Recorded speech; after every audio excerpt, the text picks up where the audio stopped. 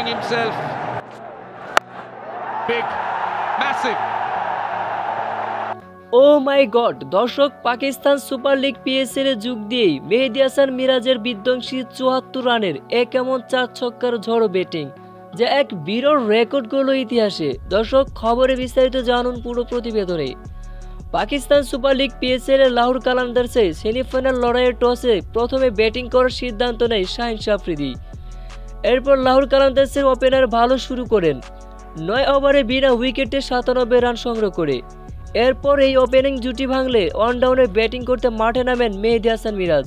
আর মিরাজ মাঠে নেমে প্রথমে দেখে শুনে খেলতে থাকেন। এরপর ১৪ ওভারের শেষের দিকে আগ্রাসী ব্যাটিং তাণ্ডব চালান, প্রতিপক্ষ বোলারদেরকে পিটিয়ে নাস্তানাবুদ করে ৪ ছক্কার ঝড় তুলে মাত্র ৩৬ বলে ৭৪ রানের এক অনবদ্য ইনিংস খেলে সবাইকে চমকে দেন। তো দর্শক, পাকিস্তান সুপার লিগ পিএসএল এ মেহেদী হাসান মিরাজের এমন অনবদ্য ব্যাটিং দেখে আপনাদের কাছে কেমন লেগেছে তা এই বিষয়ে জানিয়ে দিন। আপনার মতামতটি আমাদের ভিডিওর কমেন্ট বক্সে। ধন্যবাদ।